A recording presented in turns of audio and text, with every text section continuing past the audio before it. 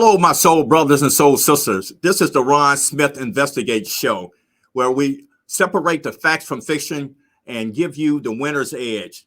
Tonight, our show is coming live from Norfolk, Virginia, and our special guest is Dr. Eric Lewis Williams. He's a curator for the African American Museum in Washington, D.C. Welcome to the show, Dr. Williams. Dr. Williams, thank you so much. You're from Rockford, Illinois, and you have done some extensive studies. Tell us a little bit about yourself, sir.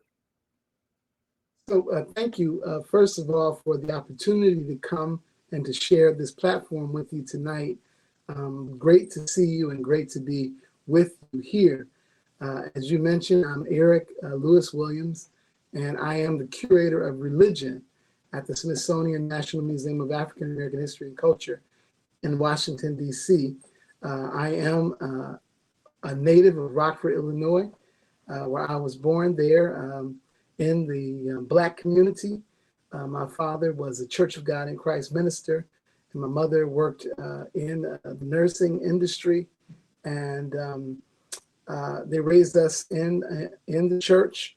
And I, very early in my development, I became interested in history and interested in religion. And so it is no surprise to me that I ended up, after my undergraduate studies at the University of Edinburgh, I went to McCormick Theological Seminary and did a Master of Arts in Theological Studies. Also, University Divinity School, a Master of Divinity degree, and then on to the University of Edinburgh in Scotland, where I did a Ph.D. in religious studies. So I work within the area of religion, history, and culture. Now, as a PK or preacher's kid, how did you transition from, just not just only going into the ministry, but as a curator? How did that curator part of your resume come about? Yeah, well, like I said, I had some I was fortunate to have excellent teachers, both in elementary and high school. And then when I got to the university, I had teachers who were gifted to teach and to call forth gifts and interests within me. And so I just really followed my interest. Though since I was a child, I had a consciousness that someday I would go into ministry. It was through my studies that I began to become more intellectually curious, and my experiences of meeting people from different parts of the Black world, and being exposed to their cultural traditions, their religious traditions, that it just all kind of conspired together to bring me to this place where I am. My background before working for the museum, I taught most immediately before the museum at Harvard University. My appointment was in the Department of African American and African Studies. And I also taught in Detroit, Ashland Theological Seminary, Holland, Michigan, Western Theological Seminary, and Iowa State University. So all of my work before the museum work, I was teaching religion and history. And so this opportunity to work in the museum, I'm still doing religion and history, but now I'm using material culture to teach. And so it's become a whole new way of teaching history and religion through objects. It's been a really exciting venture. Now, did you have a mentor to somewhat guide you along this way? Because I've been to the museum and I can't get enough of it, and I'm planning on another trip. Matter of fact, in next month, that you have helped me to schedule a group tour. What exposed you to actually get into the museum part of it? Yeah, so I had been studying religion and history. I was teaching at the time at Harvard University, and I heard about a position that opened at American History, which is the museum across the street from the African American Museum, and they were looking for a religion scholar. I said, this is amazing. Let me try to enter my name in that search, and I did. but they hired someone else. At the same time, I'm looking at this great Black museum that's actually being constructed, and I heard that they were going to also have a curator of religion, and so it was just kind of in a moment of my life when I was kind of discerning, which way I would go, that this opportunity to teach religion in a radically different context than a university, that it opened, and it was kind of like the question and the answer seeking each other, and it kind of I consider it to be the providence of God that it happened when it did, and it happened how it did. I never would have imagined working in this kind of the museum as a context for vocation, a vocational context. I didn't see that coming. So I'm very blessed and very fortunate to have this wonderful thing happen to me. Do you have I guess a constant interaction with Dr. Bunch and some of your endeavors? Well, as you know, Dr. Bunch now is, kind of overseeing the entire Smithsonian as the secretary for the Smithsonian. But when he was in our museum, he was a very, very busy person, as you can imagine, directing that museum and the one who opened it and publishing and on the speaking as well. But we would have interactions. It was always a very kind spirit and a gentleman and a scholar. So I've always enjoyed being in his company. But he is operating at a very high level, keeping the museum diffusing knowledge, as we say in our museum, that we focus on the diffusion of knowledge. What have your experience with Virginia Union University? I know you're also one of the instructors there. Yes. So I guess probably about 4 years ago, I was invited to Virginia Union to teach a course on Black religion and Black theology. I was very excited because my background, as I mentioned, had been teaching, and this would be an opportunity for me to now I have been working within the museum context to kind of use some of the things I've been reading and studying, and to try some new things as it relates to instruction in the class, some things I had learned from the museum work. And I taught the course, and it went exceedingly well. We even brought the students down to the museum. We had a museum day where we explored some of the topics that we taught in the course. And Virginia Union, they invited me to come back to teach. So 4 years later, I'm still teaching there. And I teach in the areas of history and theology there. And the courses in Black church studies and Black religion. So it's been really a powerful experience. And those young people and those older people who I teach, they keep me on the cutting edge. They keep me active and keep me alert. They teach me. I call them. I say that when I teach the course, that it's a time of teaching and learning, because I'm teaching them and they're teaching me. So it's enriched my life and enriched my work at the museum. As a young man, learning Black history was one of my motivators that actually got me to make the transition to get better grades. What makes you passionate about your work?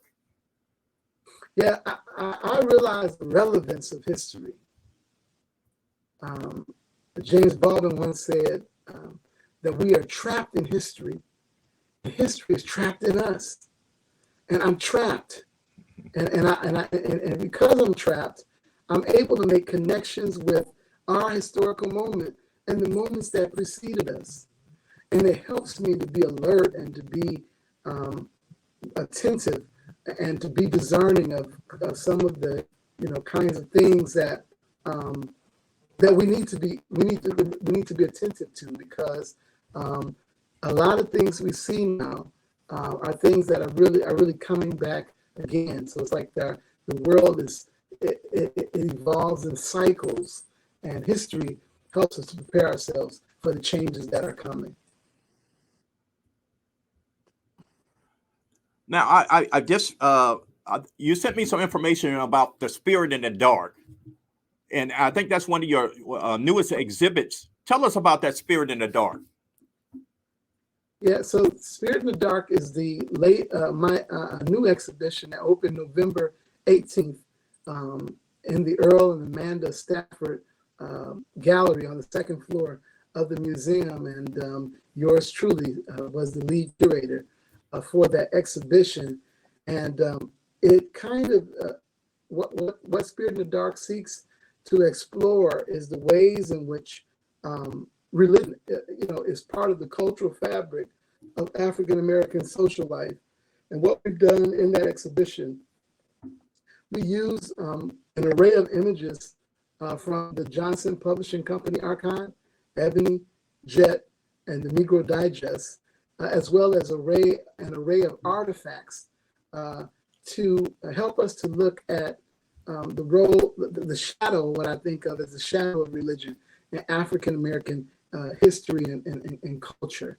And it's been really an eye opener for many people, because we're representing to a generation that the icons and the political activists, the religious leaders, the artists, the entertainers that gave shape to their world.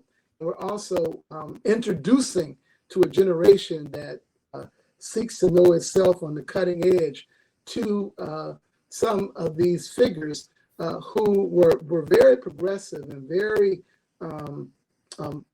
future kind of leaning in their artistic productions.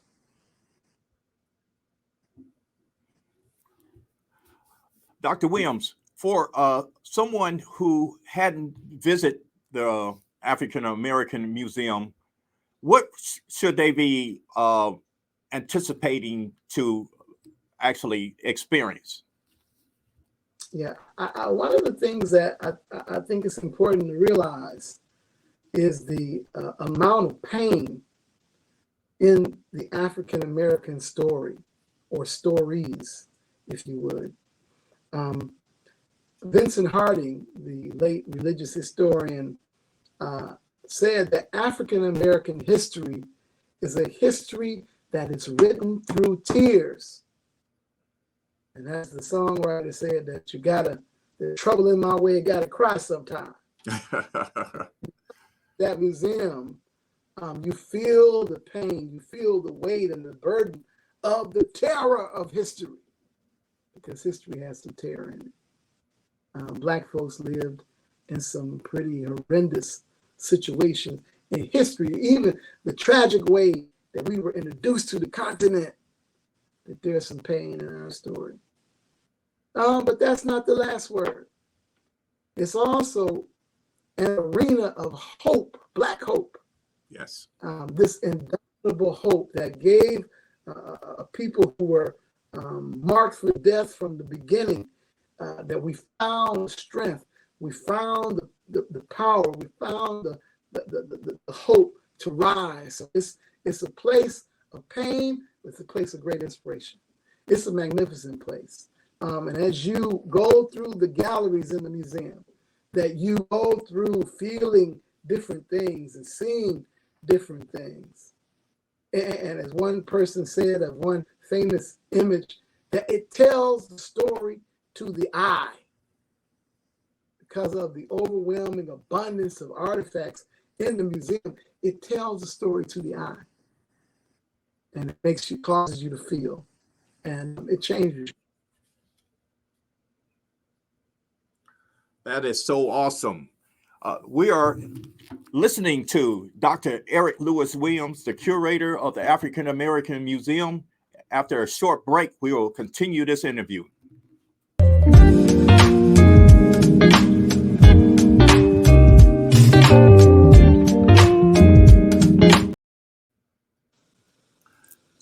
Awesome. Ladies and gentlemen, we have Dr. Eric Lewis Williams. He's the curator of the Smithsonian National Museum in Washington, D.C. And he has been giving us some vital information, especially today. I mean, this month is Black History Month.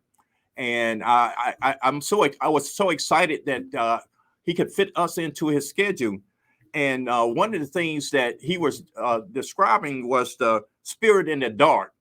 But Dr. Williams, Yes. if I'm not mistaken, there's 3 levels to the museum.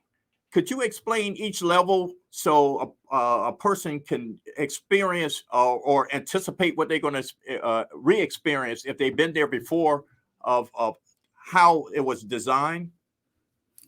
Yeah, I think that, when you go to the lowest level of the museum, when you step off the museum, there's a couple of panels, exhibition panels, that when we enter into the 1400s, and it takes us from slavery to freedom is the trajectory, and that is the lower levels of the museum, of course, and then you have the cultural galleries that are above, where you get the sports, the music, the art, and those things above. But so it's chronological in the galleries below, but then we move into the culture gallery, and one can see the genius of African American cultural production.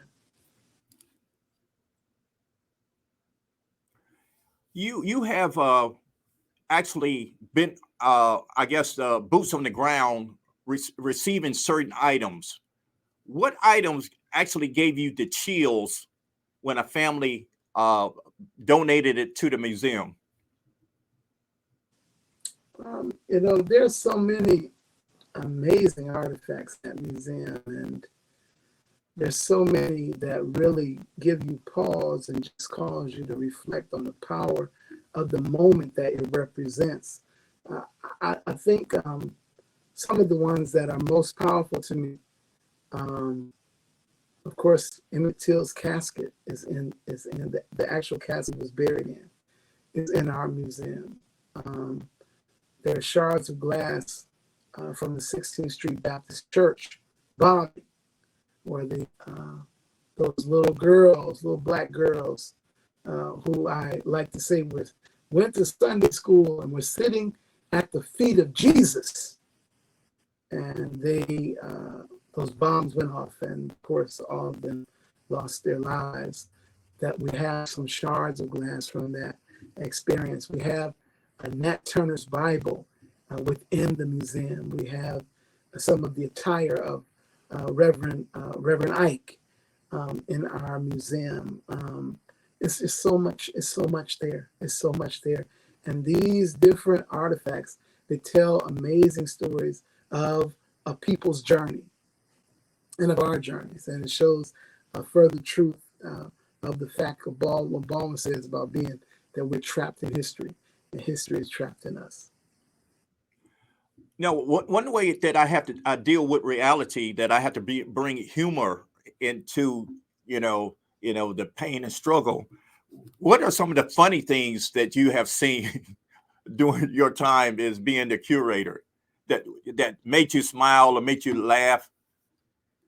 Yeah. Well, sometimes I like to go and to see how people are engaging with the artifacts. I just walk around the floor and to see how people are processing. And, especially to overhear some of the young people from different cultural backgrounds and different ethnicities, to look at the genius of Black dance and to look at the genius of Black theater and television, just the responses from the children. It's a lot of joy in that place. There's pain, but there's a lot of joy. There's a lot to make you smile, and there's a lot to make you laugh. Even the the cafeteria, Sweet Home Cafe. It's its own curation. The food is amazing. It carries you around the diaspora experience in a culinary way, and so it's a really powerful thing. Go get your cornbread and your collard greens and your black eyed peas and your hoppin' johns and your, yeah, your ribs. We do it all, and we do it well. Now, if you could, I would say, duplicate something that you have seen in the museum for your own home, what exhibit would you have in your own home that I know as a curator, you have to don't keep it for the general public, but if there's an item that you would like to have, what would that be? Ooh, that would be a tough one. There's some beautiful art there. Name me three things that you would like to have in your own home. Oh man, that's a tough one. Have in my own home. There's that Bisa Butler quilt that's on display there with Harriet Tubman. It's like woven into a quilt. It's unbelievable. The textures are so rich and the colors are so rich. That would be amazing. Oh man, that's a great question. That's great. That would be one piece, though. I'll tell you that. Okay. Would be one. Is there a sculpture or painting that just jumps out at you? There are too many. Too many. They all jump out. So that's a very serious question. That would take some serious thinking about that. Well, I'm going to give you another hard question. Okay. If you could name three people in history or current that you would like to have a dinner with, who would they be and why? You want to get three choices. Three choices. I told you I'm going to give you another hard one. Okay. Yeah, I would probably say Frederick Douglass, James Baldwin, and W.B. Du Bois. Wow. Yeah, the three of them, each one of them had tremendous journeys. And Baldwin, he used his literary gifts to show us, to deepen our understanding of the social problematics of his day, namely the problematic of race and race relations. But with the same pen, the same typewriter, he painted for us and allowed us to see this New Jerusalem, what we could become. Yes. And Frederick Douglass was another very serious brother who came up from slavery and became one of the leading public intellectuals of his day. And he served the race with such nobility, such humility, such promise and such progress, Brother Frederick Douglass. And then what can we say about W.E.B. Du Bois? Du Bois was, of course, another race man who used his brilliance and his genius to help us not just to keep hope alive, but to keep what mattered in sight. And we're still wrestling with his what he left us, with his witness. We're still wrestling with the souls of Black folks. We're still wrestling with with these the Philadelphia Negro. We're still wrestling with all of that stuff. So yeah, those three, I would be very shy to eat with them, but I know that they would have something good to tell me that I could pass on to the next generation. So, what's on your current agenda? I know this month probably one of your busiest months.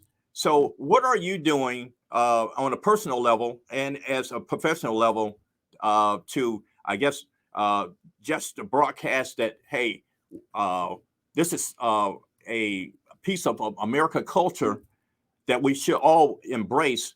And how do you translate that to, I would say, Generation Z who I would say they think that the playing field is level, and they really don't understand a lot of the history and to make it relevant for them today. How do you create that dialogue? Yeah. So one of the ways I think that I really am able to speak to younger generations is through my teaching, and my work within the university system. Um, Also, through my exhibitions, to be able to kind of create create these breaks for and these openings for dialogue between generations. But also, I'm also a minister, through preaching, and work with young people, work with different auxiliaries and ministries. I'm able to speak, into the coming generations. And so I've been really blessed and really fortunate to be involved in a number of projects that allow me to be in conversation with younger people. And I'm better for it. And I pray that they're better for it as well. You have done some extensive travel. When people find out what you do, what are some of the I guess the questions they ask you regarding your work? Yeah, I think that people, they wonder where has the work taken you? Right. Because they know that, obviously we collect artifacts and do lectures and presentations all around the world. So people are curious about travel. They're curious about what kind of artifacts that I've collected. They're curious about what kind of programs I like to see, what kind of exhibitions that would I be interested in the future. And then people just want to know what a curator is. That sounds cool, but what is a curator? Yeah. They want to know what does a day look like in the life of a curator at a Black museum? What does that look like? I know a lot of people that are doctors. I know a lot of people that are teachers. I know a lot of people that are firefighters. I know a lot of people that are engineers. But I ain't met too many brothers that are curators. What is that like? And so people want to know those things. Yeah. So if a young person asks you that question, how would you get them excited about maybe taking that up as a career choice? Yeah, I get that. I get that a lot, and I tell them about how, as curators, that I'm almost like a cultural custodian. Okay. That I'm trying to save these artifacts, these shards of glass, these cameras, these clocks, because they point beyond themselves to another moment, and they allow us to get very close. As my father and mother would say, they were from the South. They allow us to get right close to history, to those moments of history. And of course, the public facing work is the exhibitions. The public facing work is the public programs, and the diversity of experiences, and to be able to get close to African American art, African American history, African American sports, African American music. It's exciting. It's exciting, and it's dynamic work. It really is. Dr. Williams, what would be your final statement regarding, just the living, breathing history of African American? And unfortunately, we only have about a couple of minutes left. Yeah, well, I tell you, man, like that what works on me all the time is that we're trapped in history, as Brother Baldwin said, and history is trapped in us. And I think it provides an opportunity for us to explore our history and to look at the ways in which our history is the context for understanding our present. And so I invite people to look at history and watch how it blesses you to understand the things that we face, and it fortifies us for the fight that is ahead. So thank you so much for this opportunity to be with you tonight. I've enjoyed the conversation, and it's always good to speak to a real brother. So thank you so much. Okay. Well, thank you, Dr. Williams. Ladies and gentlemen, that is Dr. Eric Lewis Williams, the curator of the African American Museum, and I thank you so much. Amen.